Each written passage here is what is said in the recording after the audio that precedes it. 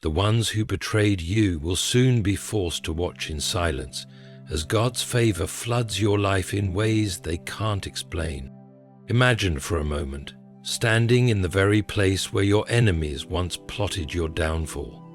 Their whispers filled the shadows. Their eyes followed you with a quiet satisfaction as you stumbled.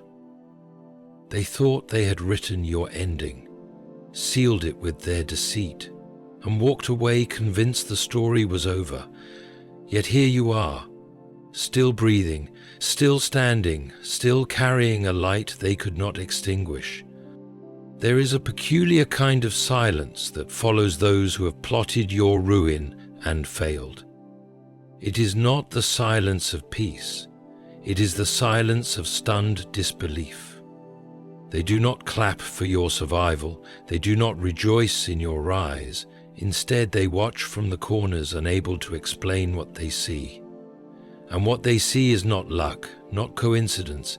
It is God Himself pouring favor upon you right before their eyes. Have you ever wondered why God sometimes allows your enemies to remain close enough to witness your blessings? Would it not be easier for Him to remove them entirely from your life? Yet in His divine wisdom, He lets them stay, not to torment you, but to bear witness. For their betrayal was loud, but His favor will be louder still. They will see doors open for you they swore would stay shut. They will watch you walk past they thought you'd never find again, and they will have no power, no voice, no weapon to stop it. The human heart often longs for vindication in words, for the apology that never comes, for the admission of guilt that never leaves their lips. But God works in a language far greater than human speech. His vindication is not in their confession. It is in the transformation of your life. He will raise you so high that the very ones who doubted you will become the silent audience to His glory. Think of Joseph, thrown into a pit by his own brothers, sold as a slave, and forgotten in prison. They thought the story was over. But when the famine came, when the tables turned, they found themselves standing before him, not knowing the man clothed in honor and authority was the same brother they had betrayed. God did not just restore Joseph. He exalted him in the sight of those who once conspired against him, and the silence that fell in that moment spoke more than any apology could. Perhaps you are in that pit now, feeling the sting of betrayal so sharp it takes your breath away. You replay their words, their actions, wondering how people you trusted could so quickly turn against you. But hear me. God has not turned away. In the quiet of your waiting, He is preparing a table for you in the presence of your enemies. And when the time comes, you will not have to announce your victory. They will see it. God's favor does not need their permission. It does not wait for their approval. It flows freely, sovereignly, and without apology. When He decides to pour it over you, there is no betrayal, no scheme, no darkness strong enough to hold it back.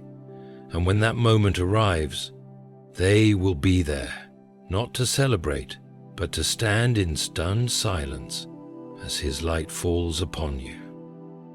Ask yourself, are you willing to endure the season of being misunderstood, the season of being betrayed, if it means standing one day in the full sunlight of His favor? Are you willing to let Him fight your battles in His way, in His timing, knowing that your rise will be the answer to every false word ever spoken against you? Because the truth is this: God is not simply going to lift you out of the pit. He is going to place you on a platform where your betrayers cannot touch you, where their voices no longer matter, and where their silence will be the loudest confession of all. They will watch, and they will know, though they may never speak it, that it was God, and God alone, who carried you here. And when that moment comes, you will not need to turn toward them. You will be too busy walking forward into the blessings you were always meant to have. For the favor of God is not given to shame them. It is given to elevate you, to remind the world that no human hand can close the door God has decreed will open. So hold steady. Do not seek to answer their betrayal with your words. Let your life, clothed in God's favor, be the only answer they will ever need. For soon they will watch in silence as He pours over you blessings that overflow, honor that cannot be denied, and a future far brighter than they ever imagined you would see. There is something profoundly intentional in the way God works when it comes to betrayal. We often think the only way to heal is to be far removed from the people who wronged us, to never see their faces again, to have our stories completely separate from theirs. And yes, there are moments when God does remove people entirely from your path, but sometimes, in His perfect wisdom, He chooses to do the opposite. He keeps them within view, not close enough to harm you again, but close enough to see the evidence of His hand upon your life.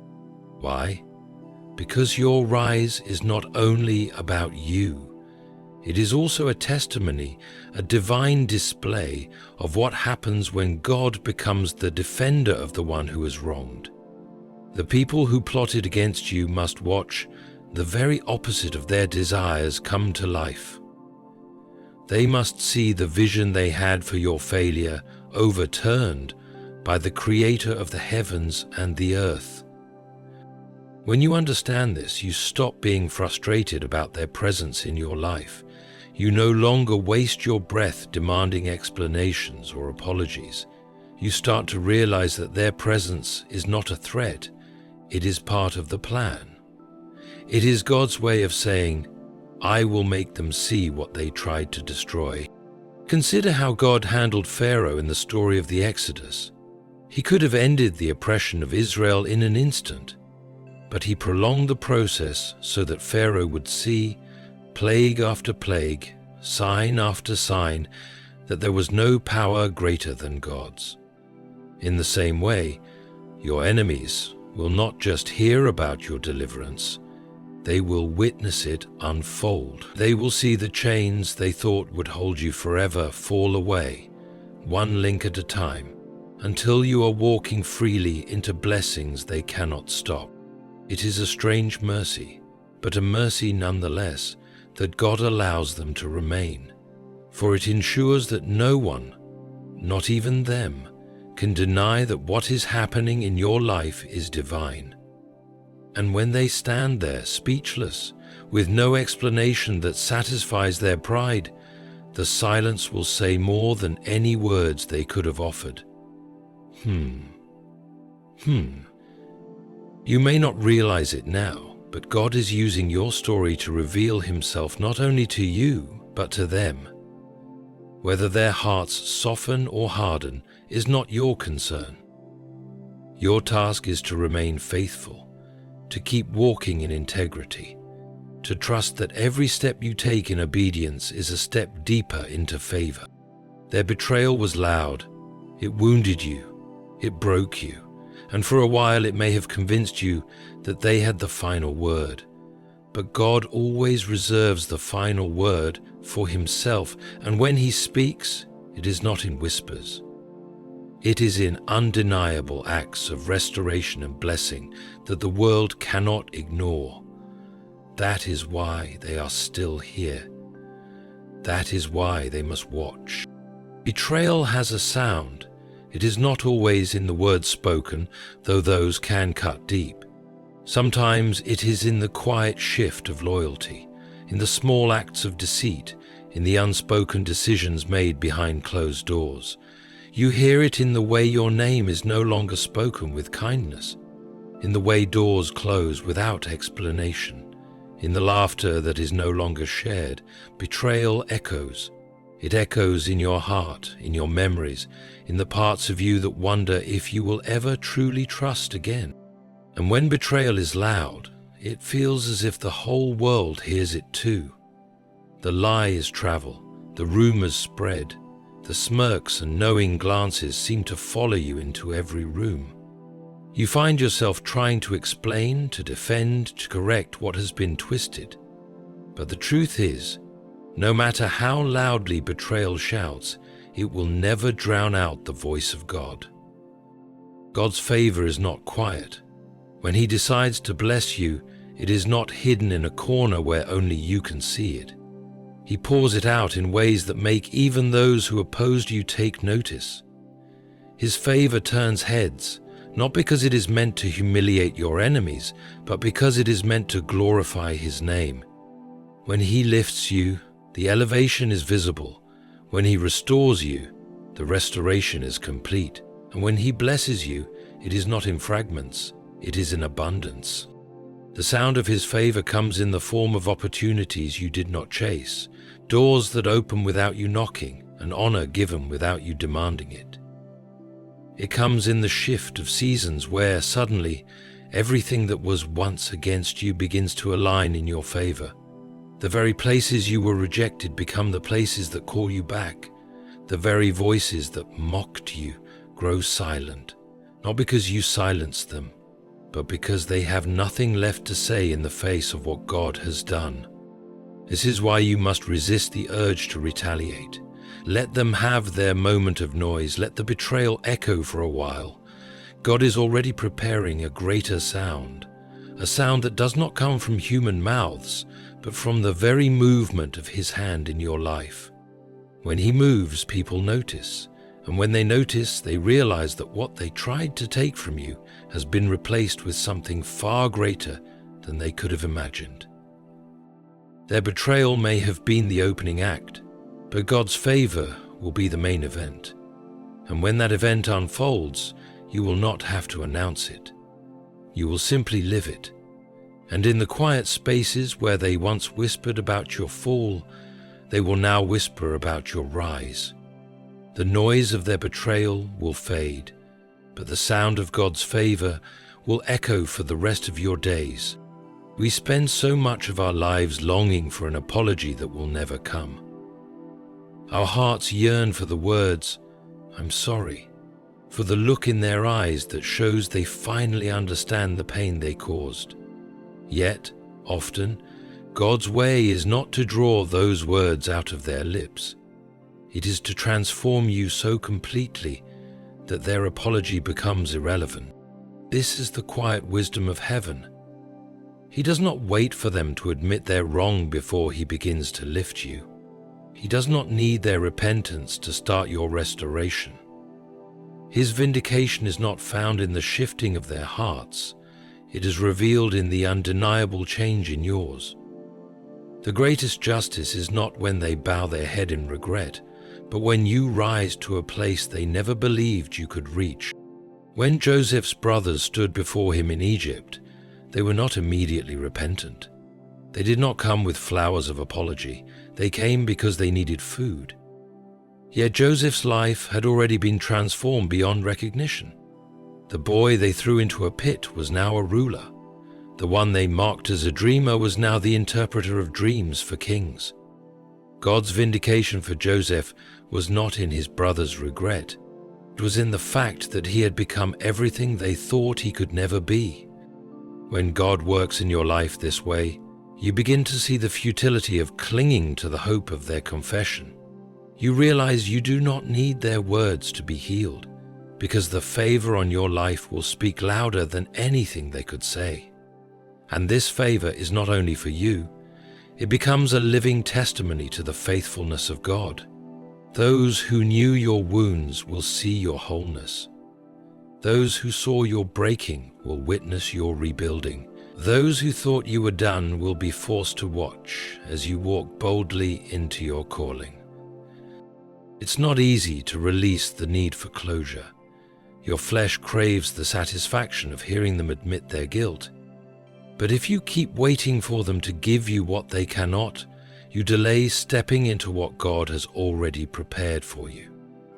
When you shift your focus from their acknowledgement to His affirmation, you free yourself to rise without restraint. God's vindication has this unmistakable mark. It leaves you so blessed, so elevated, so transformed, that the people who hurt you cannot touch the life you now live. They will see it, they will know it, and they will understand, perhaps only in the silence of their own thoughts, that they could not destroy what God had destined. And in that moment, you will find a deeper peace than any apology could give. One of the most vivid promises in Scripture is found in Psalm 23.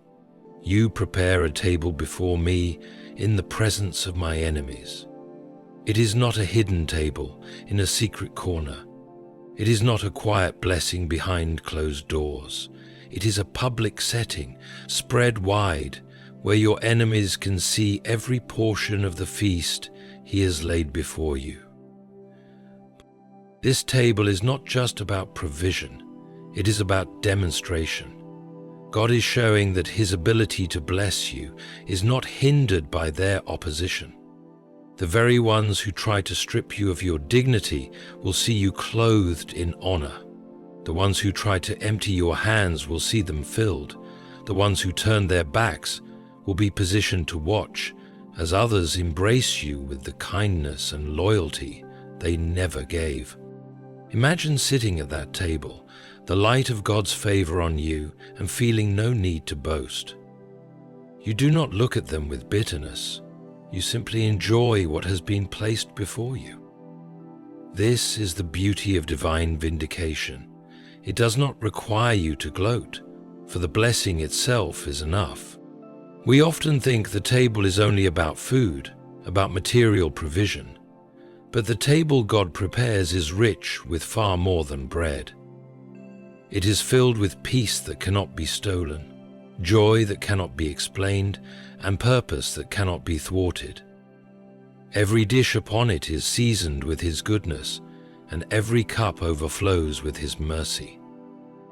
The presence of your enemies at this table is intentional, not because God delights in making them watch, but because he is making a statement. No one can block the flow of his favor.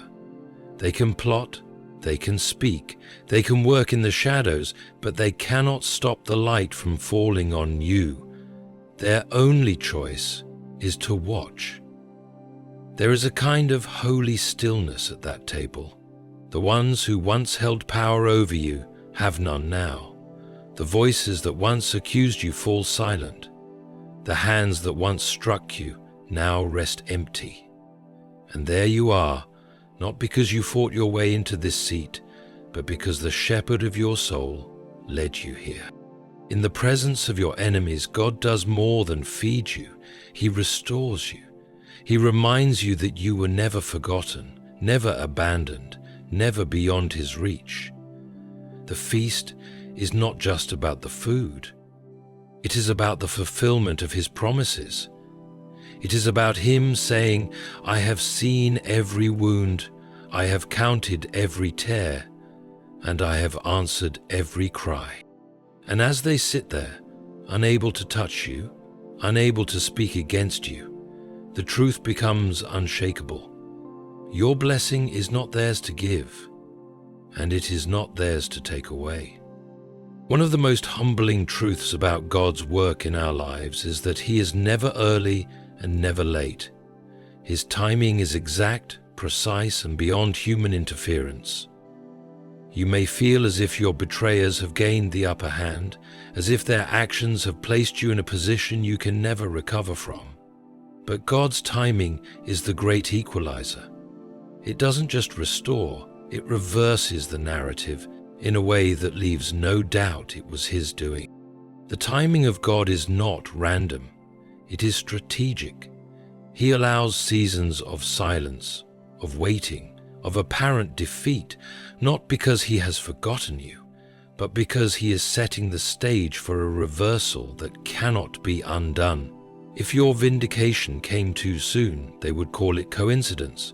If it came by your own effort, they would say you manipulated your way back to the top. But when it comes by his timing, when every detail aligns in a way no human could orchestrate, the only explanation is divine intervention. Consider how Esther's story unfolded. Haman had built gallows to destroy Mordecai, and his plan seemed inevitable. Yet in one night, God turned the king's heart, awakened his memory, and reversed the decree. By morning, Haman was the one hanging from the very gallows he built. That is what God's timing does. It flips the story so completely that those who sought to harm you cannot undo it. You may be in the chapter where you are still waiting. You hear the footsteps of those who would rather see you fail. You feel the weight of delay pressing on your shoulders. But delay is not denial. God's timing is like the tide. It moves in when the moment is right, and when it moves, it carries everything in its path. When His appointed time arrives, your betrayers will have no power to interfere. They will not be able to stop the door from opening, the blessing from falling, the honor from being given. They may try to discredit it, but their words will have no effect. They may try to stand in your way, but they will be powerless to block it. For what God does in His timing is sealed by His authority. And here is the beauty of it. His timing not only lifts you, it humbles them.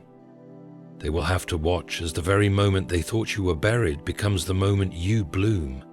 They will stand silent as the chapter they tried to close becomes the prologue to your greatest season yet. And they will know, even if they never say it, that God Himself wrote the ending. It is a dangerous thing to desire blessing for the sole purpose of proving others wrong. God's favor is far too sacred to be reduced to a tool for revenge. When He chooses to pour favor over your life, it is not to make your betrayers feel small. It is to make His name great. This is where many hearts falter. After betrayal, the natural instinct is to crave their humiliation, to want them to feel the sting of what they did. But God's ways are higher than ours. His purpose is not to satisfy our desire for payback, but to display His goodness in such a way that even those who wronged us cannot deny it. Look at how Jesus handled betrayal. Judas sold Him for 30 pieces of silver. The disciples fled in fear. The religious leaders mocked Him. Yet when He rose again, He did not gather them to gloat. His resurrection was not about rubbing their faces in their failure. It was about fulfilling His Father's plan for salvation. His victory was for the glory of God, not the humiliation of His enemies. When God pours favor over your life in the presence of those who betrayed you, the focus is not on their discomfort, it's on His faithfulness. They may feel the weight of regret as they watch, but that is between them and God. Your role is not to turn and make your blessing a weapon, it is to keep your eyes fixed on the one who gave it. And here's the truth. When the focus of your blessing remains on God, the impact is even greater. Your betrayers will see not only your rise, but the grace with which you walk in it. They will see that your joy is not rooted in their downfall, but in the goodness of the Lord. This is a testimony far louder than revenge could ever be. Sometimes your favor will even plant seeds in their hearts. They may not admit it immediately, but in the quiet of their own souls, they will reflect on what they did and how, despite their actions, you are flourishing, and in that reflection, they may begin to see the reality of God's hand. So let your blessing be a banner for His glory, not a weapon for your pride. Walk in humility, receive His favor with gratitude, and when they watch in silence, let that silence be filled not with your triumph over them, but with the undeniable evidence that your life is a work of His mercy and grace. There is a unique kind of power in a blessing that cannot be denied. People can argue about your worth. They can twist your story. They can try to dismiss your achievements. But when God places His hand upon your life, the evidence is too clear to ignore. And sometimes the loudest acknowledgement of His work in you comes in the form of complete, speechless silence from those who once opposed you. Silence can say more than words ever could. It speaks of shock, of realization, of a truth that can no longer be hidden behind denial. When your betrayers see the doors God has opened for you, when they watch you walk in peace they tried to shatter, when they witness the abundance they thought they had taken from you being restored and multiplied, they will have nothing to say. Their silence will be the confession they cannot bring themselves to make out loud. This is what divine favor does. It moves in such a way that no one can reasonably explain it away. They cannot credit it to your connections, for the opportunity came from nowhere. They cannot attribute it to chance, for the alignment of events is too perfect. They cannot claim you fought your way into it, for the blessings will be far greater than anything human effort alone could achieve. It will be clear, even to them, that God Himself intervened. The beauty of this moment is that you will not have to defend yourself anymore. You will not need to stand in the court of public opinion, trying to prove your innocence or worth. The life you are living will be the proof, and the ones who once shouted the loudest against you will find themselves unable to speak at all. Think of the Pharisees watching Jesus after His resurrection. They had mocked Him, plotted His death, and celebrated when they thought they had silenced Him forever. But when the stone rolled away, when the tomb stood empty, when His followers began to proclaim the truth, the religious leaders could not deny that something beyond their control had happened. They had no explanation. Their silence was louder than any accusation they had once made. In the same way, when God lifts you, your rise will be so visible, so unexplainable, so saturated with His fingerprints, that the ones who conspired against you will be reduced to quiet observation. They will watch from a distance as you step into a chapter they never thought you would see. They may try to reason it away in their own hearts, but deep down they will know. They fought against someone God was fighting for, and in that moment you will see the full circle of His justice, not the kind of justice that gloats, but the kind that stands in awe of His sovereignty, the kind that realizes no betrayal, no scheme, no weapon can stand against the will of the Almighty, the kind that leaves your betrayers as nothing more than silent spectators to the miracle your life has become. So take courage if you are still in the shadows, still feeling the sting of betrayal, still wondering if God has forgotten you. He has not.